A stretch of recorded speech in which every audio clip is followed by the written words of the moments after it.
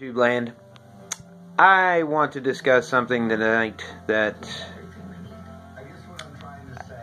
I don't know how to begin, but let me go ahead and just say that if anybody has not heard of the Mandela Effect, let me go ahead and explain that first.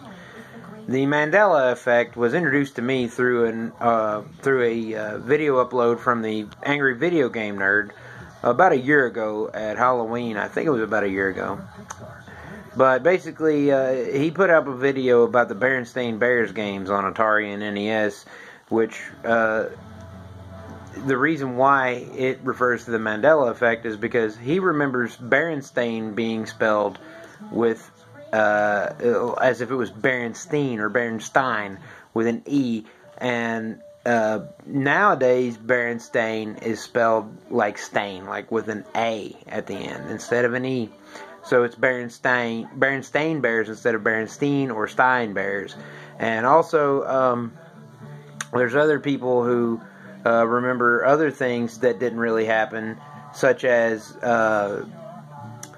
Sinbad having a movie about a genie back in the 90s called Shazam, which never happened.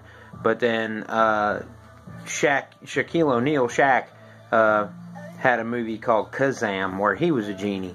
So there's all these different examples, and the reason it's called the Mandela Effect is because a lot of people remember that Nelson Mandela died in prison back in the 90s, and yet he just died like a year or so ago, or maybe 2 or 3 years ago, whatever it was.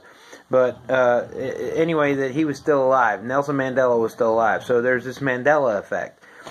I think I just had a Mandela Effect hit me, because I seem to remember Jim Nabors, who played Gomer Pyle, had died a few years ago, and tonight I'm seeing reports that he just died.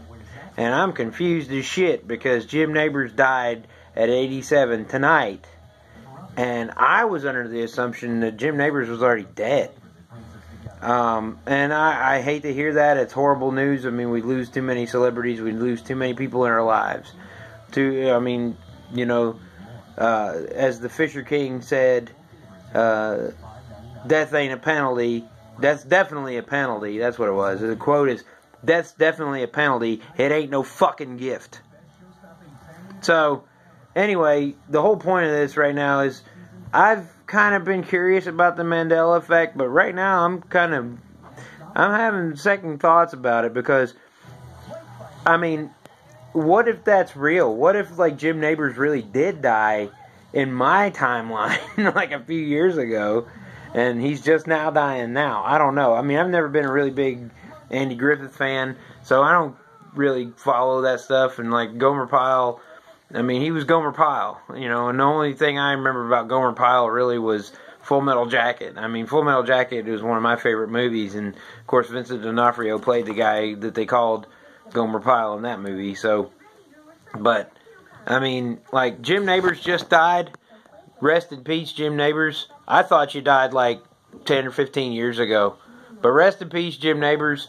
And the Mandela Effect, look into it. It's something really interesting. A lot of people blame CERN, which is that thing where they slam particles together and they're trying to create a black hole to see if they can figure out how the Big Bang happened and where the universe came from and all that stuff. So, but they think that there's a conspiracy theory out there that says that the Mandela Effect was caused by CERN, because when they opened up this black hole, not only did they open up a black hole, sort of like Dr. Octopus opened up or created a new small miniature sun in Spider-Man 2 with Tobey Maguire, that, like, these people created a fake black hole, or not a fake black hole, but a real black hole on Earth, but it somehow altered the space-time continuum, and now some of us are living on an alternate timeline, and it's just weird. So, this is just food for thought for tonight.